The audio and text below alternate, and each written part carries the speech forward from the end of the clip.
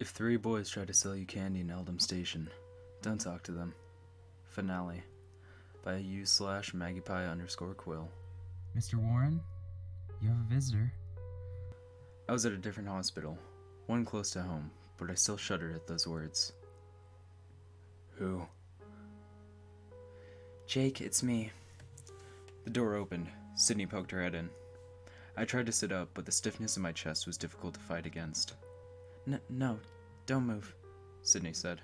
Can I come in? What are you doing here? She smiled. I came to see you, silly.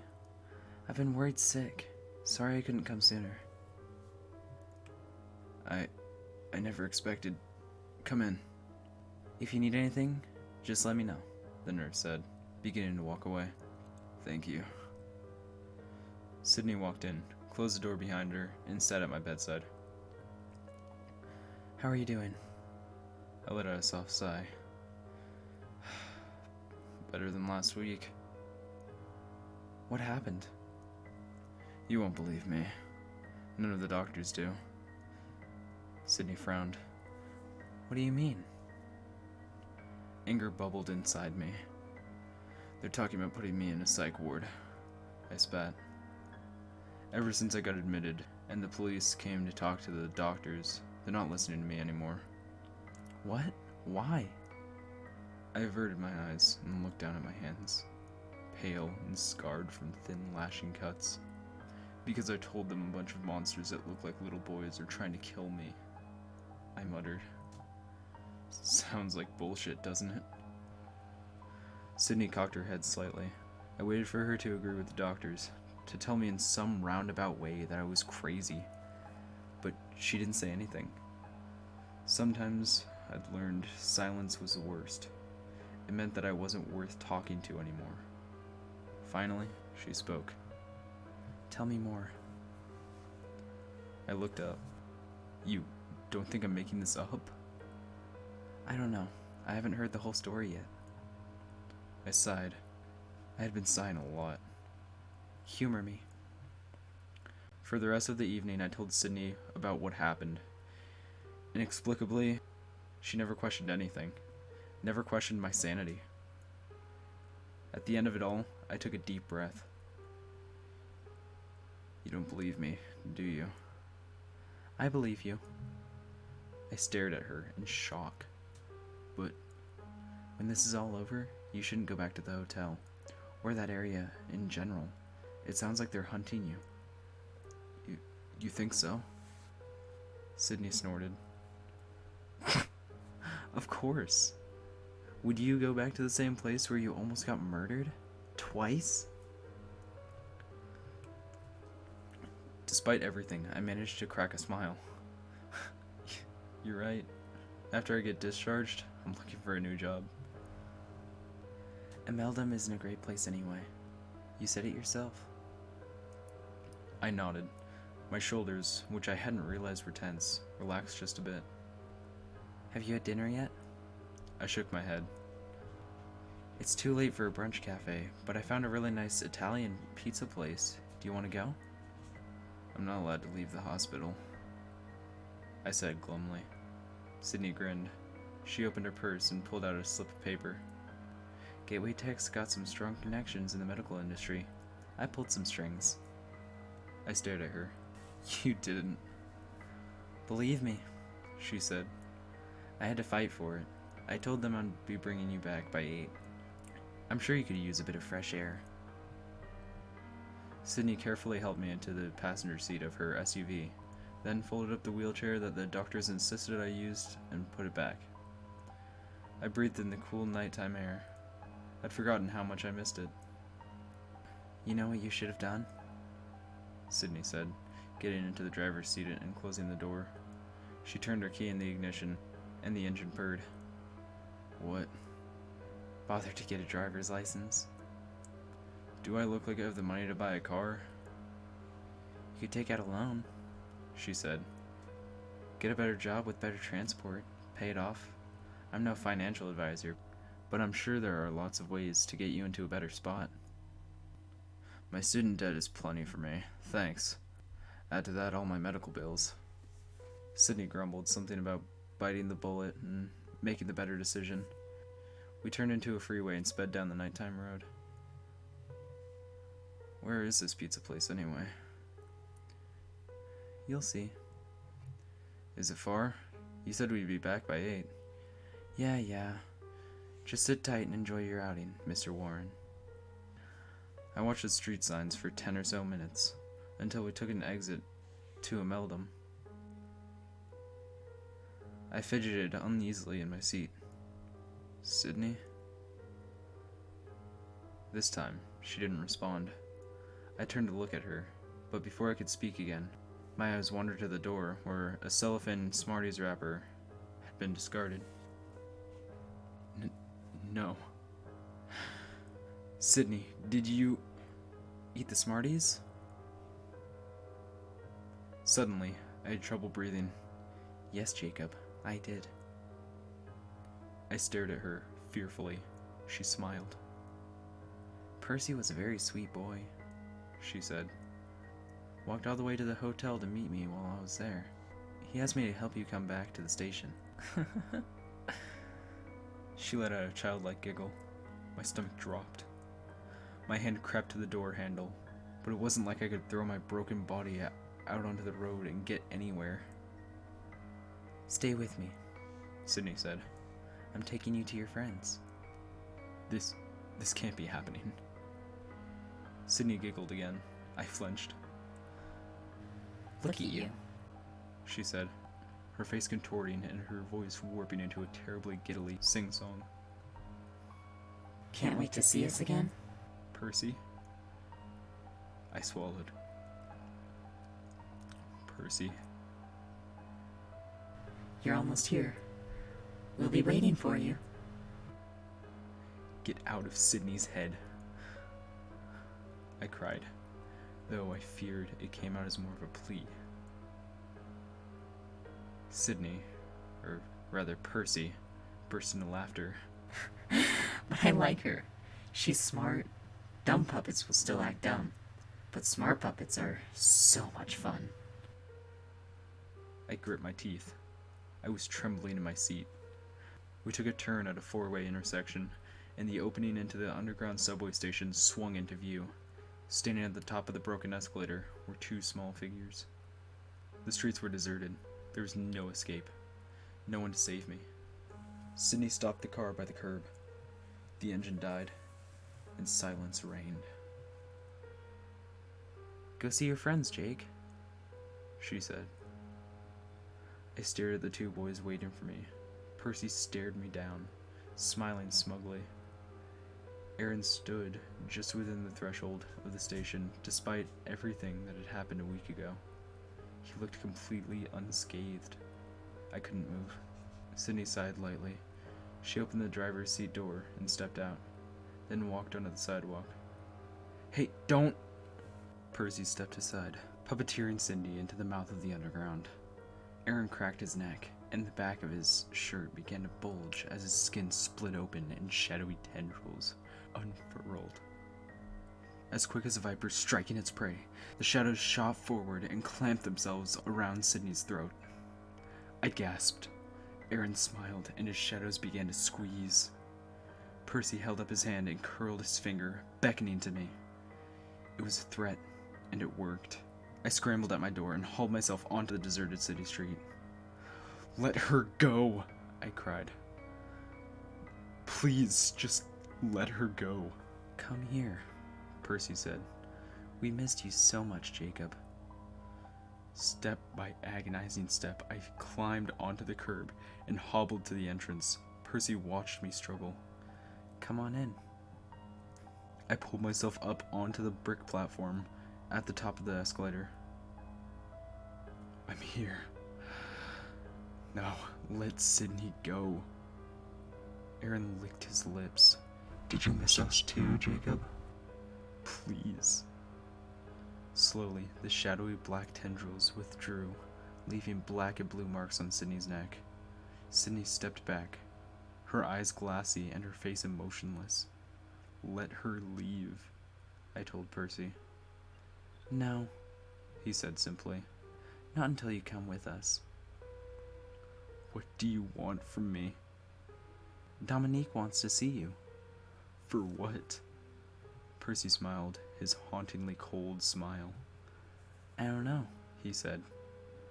That's the best part, isn't it? Aaron reached out toward me with his shadows. I shrank back.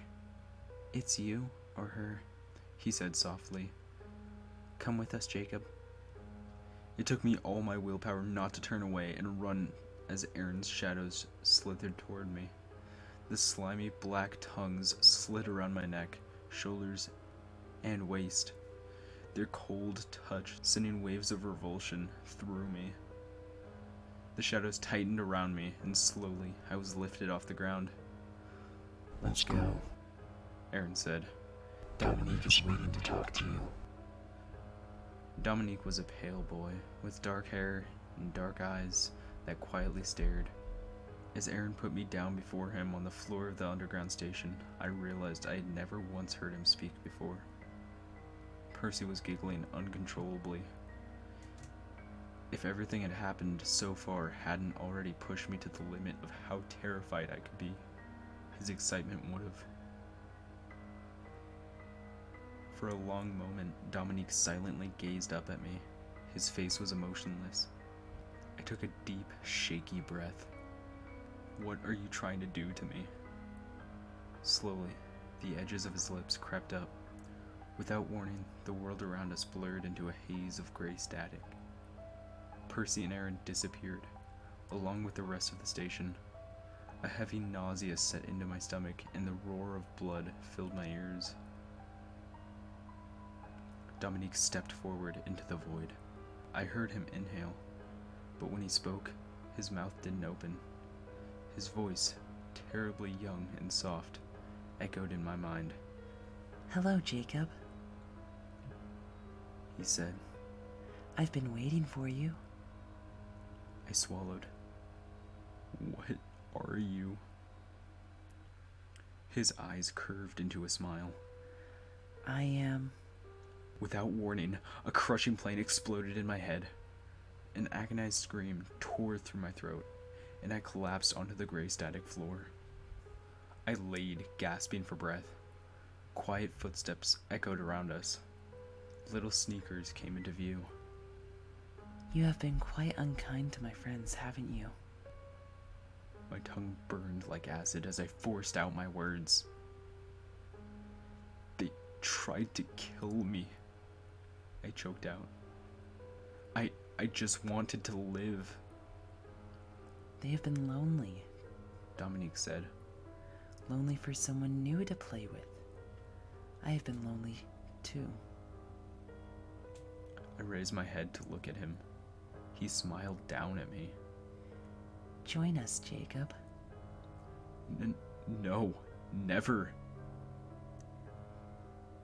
You can become just like me and Aaron and Percy. My blood ran cold. What? We can play forever, here at Emeldahm Station. In the distance, down the broken brick stairs that I couldn't see, the jingle announcing the arrival of the subway played. The low roar of the wheels on the train filled the static. Come to me. Dominique said. Become one of us. My heart was pounding, but before I could even begin to fathom his words, a choking sensation seized my throat. Something was being forced into me. I could feel it, viscerally. As if someone was sticking a cold, gloved hand into my mouth, prying my jaws open and reaching deep down my esophagus. At the same time, I could feel my thoughts unraveling, my head peeling open like the pages of a book, and the chambers of my heart turning inside out. I writhed in my own skin, overcome by the sensation of something completely alien working through my body and my mind. Deep, deep within me, in a part of my psyche I didn't even know existed, I could feel myself slowly changing. The stinging in my legs and my chest faded as my fractural bones mended themselves. My skin shifted in a soft crackling noise, covering up the scars I had gotten from Aaron's shadows. The cold alien touch coated the inside of my throat. I couldn't breathe. Tiny fingers formed their way up my sinuses and into my skull, sending stabbing jolts of pain into the back of my eyes. But the pain of the fingers crawling up my insides was nothing compared to the moment they gripped into my brain. I clutched my head between my hands and screamed. Dominique pried into my consciousness, shifting his visible fingers through my gray matter, slowly searching for Jacob Warren so that he could strangle him and turn his body into another monster of Emeldahm Station. With each and every touch, the memories of my life and even my name threatened to turn to dust. I clawed at my face through the red-hot agony and screamed for mercy until my throat gave out. My ears hissed incessantly, though from what I didn't know. In the midst of the psychic assault, a small voice spoke up. "Stop." The fingers probing my mind froze. I opened my eyes in watery slits. The gray static had vanished, and the subway station was back. Standing behind Dominique, Aaron was looking at Percy. Slowly, Dominique also turned his head to look at the blonde boy. What did you say? "I said stop," Percy said, crossing his arms. "I want to let him go." Dominique gazed at him evenly. "And why is that?" "I like it when he fights," Percy replied simply. "It's more fun." Aaron bit his lip.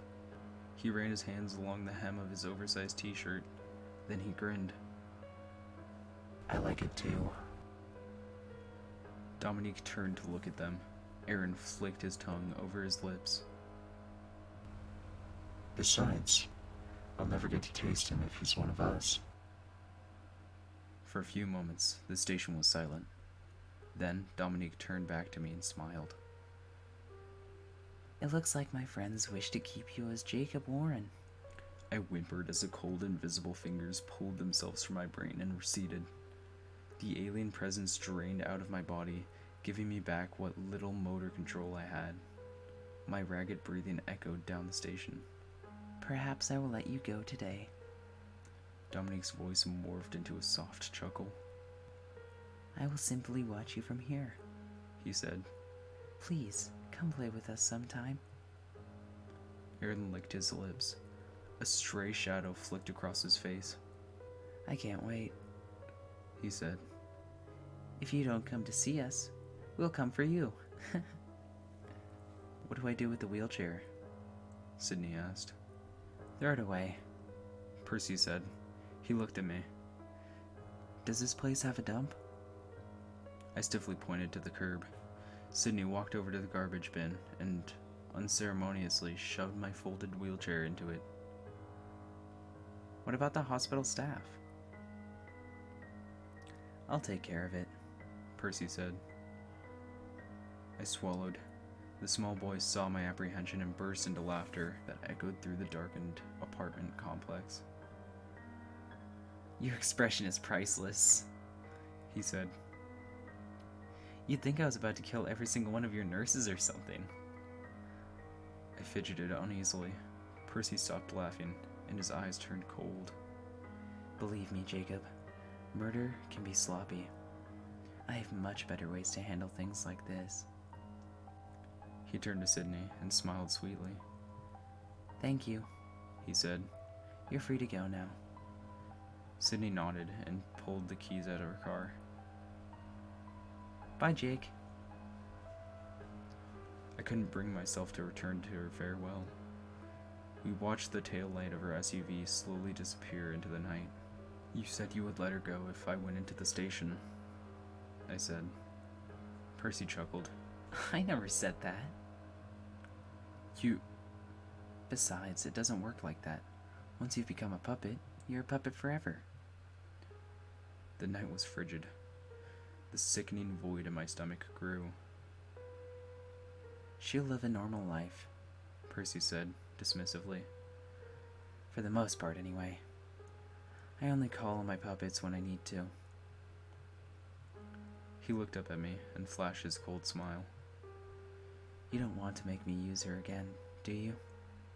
I wanted so badly to close my fingers around this little blonde boy's throat and strangle him, whether that would actually kill him or not, but I kept my trembling hands still, because all he needed was a twist of his mind to make Sydney drive off the edge of the road. One mistake, and tomorrow morning there could be an article about her tragic traffic accident on the local newspaper. I have a gift for you, He said. I looked at him, my throat already closing up with dread. My phone buzzed in my pocket. Percy looked up at me, expectantly, until I pulled it out and saw the message that had appeared on my screen. Eileen, 11:06. Are you coming into work tomorrow? Dominique put you back together, Percy said, beaming. and I got your job back for you. That way, you won't have to worry about your hospital bills so much. I stared at him, uncomprehending for a few minutes. Then my phone buzzed again. Eileen, 11:07 p.m. By the way, your best friend Percy is the sweetest little boy. I hadn't had Smarties since middle school. Winky face. My hands trembled. Percy winked, then burst out laughing again. The sound bounced off the concrete buildings in a horrible chorus. You'll come visit us at the station, won't you? He said, giggling. After all, it's the only way you'll get home now. I can't wait to see you every day. Each day really takes a turn when I remember I'm only alive because the boys at Emeldahm station wanted me to keep me as a plaything. Eileen was normal for the most part. So was Sydney. Every night on my way home from work, I saw one or two or all of the boys. Sometimes they jumped up and greeted me with their terribly innocent voices, and sometimes they silently watched me from the corner of the turnstiles, flickering in their eyes as they followed my every movement. Every night I was gripped by fear that Percy would send his puppets to kill me as he sat back and laughed, or that Aaron would finally come a-hunting for me again and run me through with his shadows. The sensation of Dominique prying through my sanity haunted my dreams. Yet, for a good while, I was mostly left alone and unscathed. So for the longest time, I thought I was still normal, too. I only write about this now because something happened to me this morning that shook me to the core. It was when I saw a stray page of the local newspaper lying on the sidewalk close to my apartment. One of the articles caught my eye.